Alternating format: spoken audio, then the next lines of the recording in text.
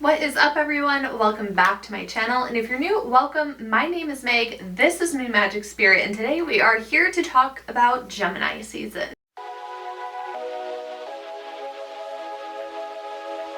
Gemini season begins on May 20th and runs through June 20th. And spoiler alert, on a personal level, right after Gemini season ends, I'm going to be launching something very new, very exciting, a little sneak peek at the end, so be sure to stay so you can hear all about it. But we are going to be stepping into a season of curiosity and intellectual sparks. And Gemini is all about that communication. It's all about collecting and storing and sorting all of the data, all of the information. So the air is going to be alive with lots of conversations happening, sudden ideas, and feelings of wanting to socialize. So if you haven't quite come out of your hibernation shell, Gemini is like the social time of the season. It's time to put yourself back out there, especially if you haven't been socializing as much. This is going to be the push for you to do so. And if you have been socializing, you may find that you have more opportunities, events, or happenings going on during this season. Gemini isn't just about creating a buzz or creating a movement. It's all about the invitation to adapt. So it's like, how are we going to adapt to these different social situations? How are we going to proceed forward? And it's also about things changing and happening and being able to adapt to those things in a very quick and playful way. Because Gemini season is like not so serious. It's all about the lighter, fun vibes. Gemini season is also a good time to remember to form and find your relationship within balance, right? Because when we talk about Gemini season, it's the twins. There's a lot of chatter about duality, but for me, it's not about having one side or the other, or necessarily creating a balance, because that can be really hard to do sometimes. A lot of times it's more, how are we navigating the imbalance of things? Like when things feel up here and not here, and it should be more here. So how are we navigating with this? How are we dancing with our imbalances? How are we managing that in a thoughtful, productive, and safe manner? So it's also kind of leaning into the imbalance of things and embracing it with an open heart, because Gemini season would be like, how can I playfully dance around with this? So kind of inviting the imbalance into your life and figuring out how to work with it. Gemini is ruled by the planet Mercury, and I'm sure by now, thanks to pop culture, she is the moment. She is the hot topic. Everyone is constantly questioning, is Mercury retrograde right now? And just to nitpick a little bit, it's not Mercury in retrograde, it's just Mercury retrograde. It's not in retrograde, it's just retrograding. It's doing its thing. And it's an optical illusion, so it looks like the planet is going backwards, but it's just the way how quickly Mercury spins around Earth. As a side tangent, Mercury retrograde. But Mercury, we all know her, we all love her. My mentor, Eliza Kelly, recently said she thinks that Mercury has Kris Jenner as her PR agent, and hard agree, because everyone knows about the planet Mercury. Everyone's always chatting about her, which Mercury loves, because Mercury is the planet of intellectual property. It's a planet of communication. It's a planet of socializing. So, and it's also the planet of exploration as well. Mercury is just a tiny little cutie that is running at warp speed at all times. But if we want to think about how Mercury affects our daily lives, we kind of have a feel during Mercury retrograde, right? It's like all the things are going wrong, the miscommunications, the technology mishaps, the traveling delays. Like, we can understand that. But to get Mercury in its normal position as a better understanding, it's our daily exchanges, like sending a text to your friend or talking to a coworker. It's presenting a new idea in front of your boss or in front of your team. It's obsessively researching your new hyperfixation at 2 o'clock in the morning when you should be sleeping. To further understand Mercury in our day-to-day life, if you are wanting to connect with your coworkers at a job, or maybe you're in college and you're wanting to expand and make new friends, or just making new friends in general, Mercury shows up as a magnetic chatter that happens within these work meetings or brainstorming sessions or study sessions, or if you're at an activity together in a group setting. It's going to be the really easy way to communicate, and that's how Mercury is going to show up in that way. When you're thinking about talking to a crush or asking someone out on a date, or you just have the feels for someone, Mercury is like that spark of anticipation. It's the butterflies that you get in your stomach before you send a text, or maybe when you're waiting for a reply from your crush. It's going to be the charm about you, the charm and wit about you to attract you to your partner. Now, when we think of Mercury, the counterpart, it's like Gemini, but the counterpart to Mercury is also Virgo. They're besties. They go together hand in hand.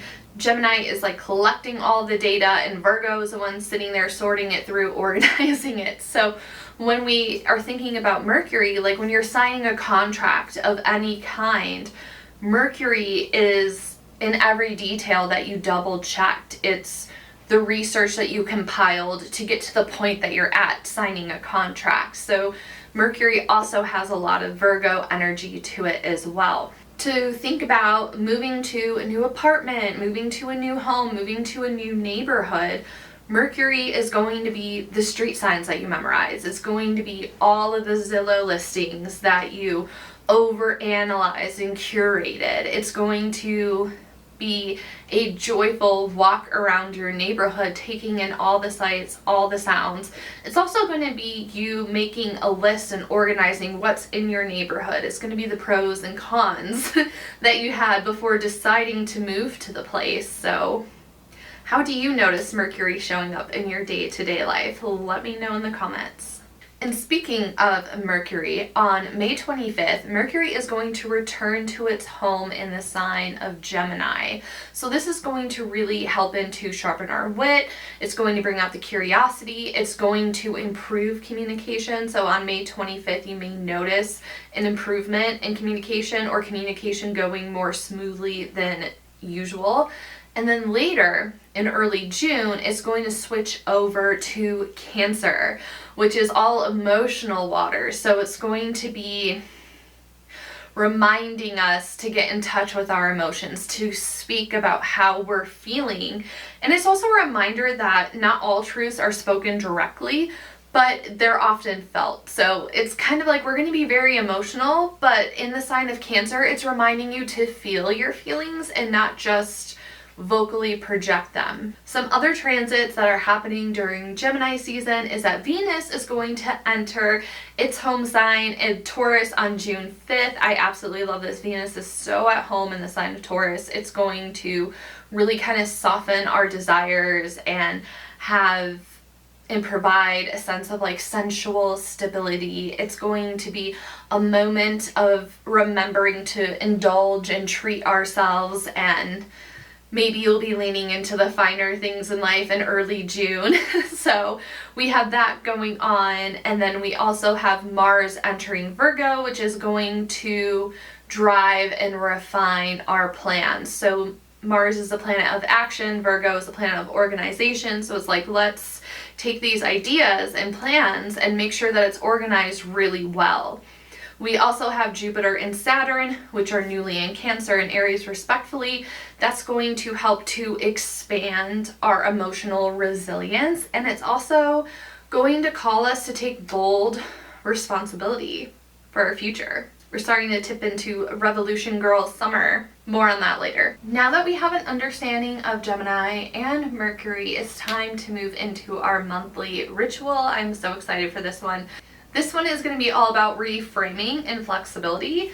And honestly, reframing in therapy has changed my life and saved my life. So this is going to be a good one. This is going to be a release spell to help you get rid of any outdated narratives that you're holding on to about yourself, any limiting beliefs that you have, and to replace them with something much more loving, much more exciting, much more expansive.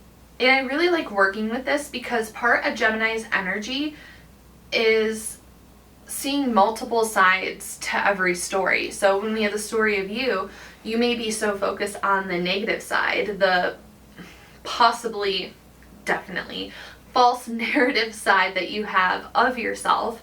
And then we have a more truth-aligned side. So this is going to help you see both sides of the story, come to the other side of that story for yourself. So I always try my best to have my spell work as accessible and beginner-friendly as possible for you. If you have any questions about anything, feel free to make substitutes. Although with this spell, all that you need is paper and a pen and some breeze. So the supply list, you need 2 pieces of paper. It can be 2 scraps of paper. You know, you could just rip a piece in half, take 2 little chunks of paper. You need a pen or pencil, and then when I say you need breeze, what I mean is you need moving air. So it could be a ceiling fan.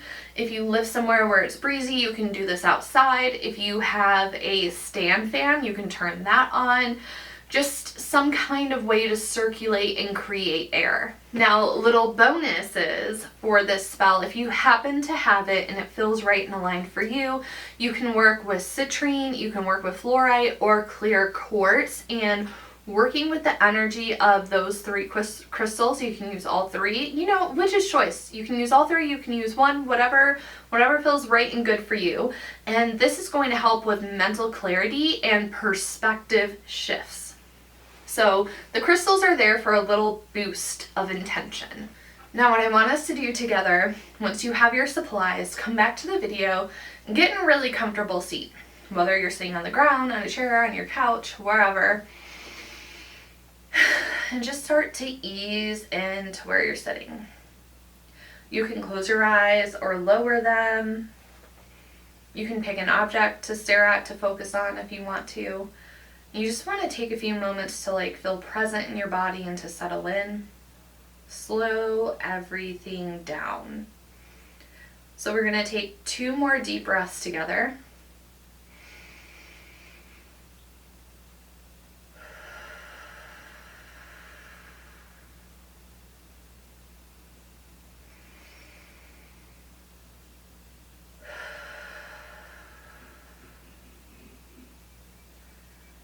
And I just want you to feel and be present in your body and feel where you're meeting the earth. So if your feet are on the ground, and feeling where your body meets the earth is also where you're sitting. So your sits bones, your thighs, your back, what parts of your body are touching a chair that's touching the ground? Or if you're sitting on the ground, what parts of you are touching the ground? I just want your body to feel heavy, feel the weight in those areas. And if it helps you to feel more deeply connected, you can imagine roots coming out of those parts where you're touching the earth, where you're sitting, and roots growing out of you and going down into the earth.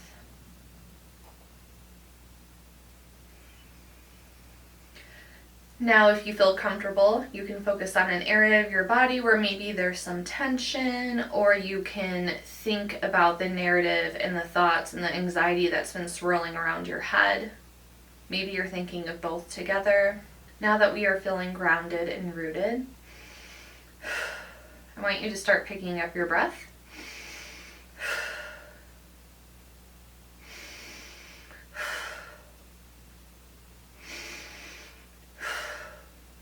While you're doing these breaths, I want you to imagine your breath swirling around in your mind.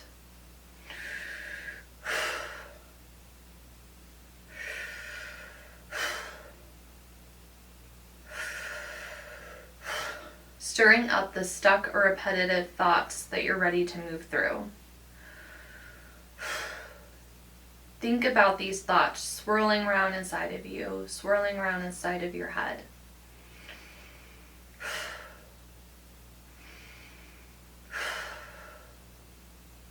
One last breath.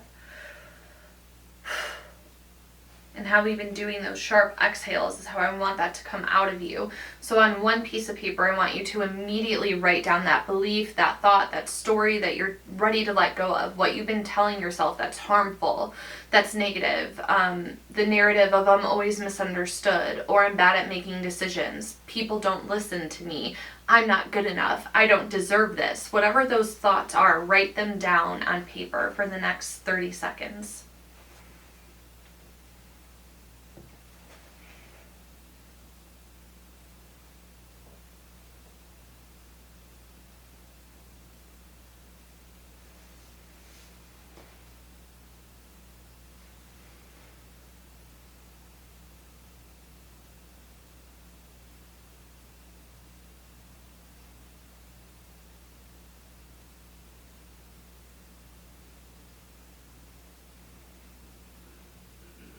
Okay, that is time.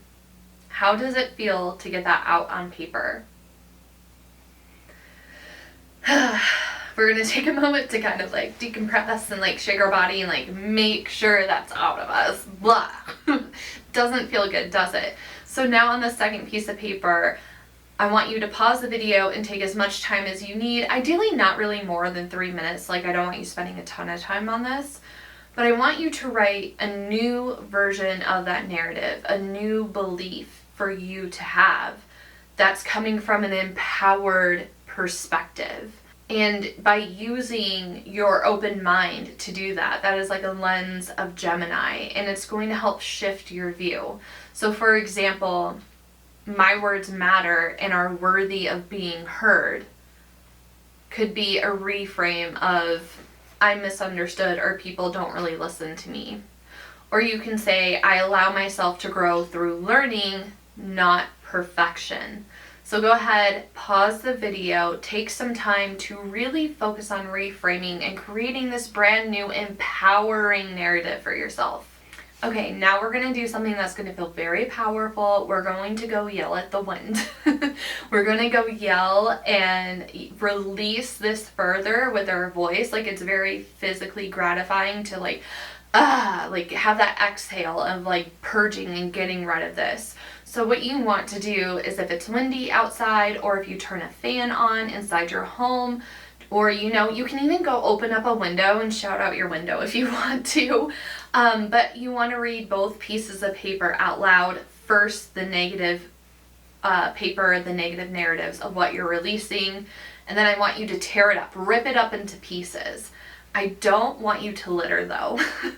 Unless you used, and you know for a fact that it's biodegradable paper, don't throw it outside. You can throw it in trash, you can flush it down the toilet, but just like ripping that up after you say it is going to feel so good and so satisfying. So once you rip your paper up, you're going to say, the story has served me, now I let it go. Again, this story has served me, now I let it go. As you're ripping that paper up. Once we have that done, you're going to say your new belief out loud with conviction. Like, hell yeah. Like, I believe it. I am a badass. I deserve to be heard. I am worthy. Whatever your narrative is, say it with conviction. And I want you to pick, if you wrote several down, that's fine. But if you only wrote down 1 or 2 things, I want you to say it 3 times and then say, so mote it be afterwards. So whether you're reading a list or it's just one, seal it with so mote it be. Now what you can do with this piece of paper is you can fold it up. You can place it on your altar if you want to keep it until the next astrological season. You can keep it in a journal. You can put it on your mirror. You can put it in your wallet somewhere where you can glance at it and be reminded of it. And if you are working with crystals, you can hold your crystal in your hand and repeat these new narratives while you're holding your crystal to sort of let it absorb your intention and amplify your new narratives about yourself. So go ahead and keep that somewhere special, and whenever you're outside and you feel a breeze, let it be your reminder that change is natural and the winds are always shifting, right? Just like our perspective is always shifting. So like the breeze is going to carry us into a more positive space. that was our ritual for this month, my friends. Let me know how you're getting along with it in the comments down below. And I also just want to take a moment to tell you that a new witchy subscription service is going to be available soon during Cancer season. I feel like that is such a great time to launch because I really want to focus on our feels. So this subscription is going to be designed for the curious minds, the creative spirits, and those that just want to feel deep. So if you really like this ritual and like digging deep is for you, this subscription service is going to be for you as well. We're going to have tarot, we're going to have spell work, and most importantly, we're going to have community. I'm going to be sharing more soon, so be sure to check out my Instagram for more sneak peeks and updates, and there will be a big announcement over on here as well. But that is wrapping up another mystical season for us, my friends. Let me know all your thoughts about all things Gemini. How do you plan on harnessing Gemini's energy this season? Is it going to be spell work? Is it going to be journaling? Is it going to be through trying to create new bold ideas? Let me know in the comments down below. Be sure to check out the description box with all of the links for all of the things. Thank you so much for your time and energy, and I will see you in the next one. Bye, my friends.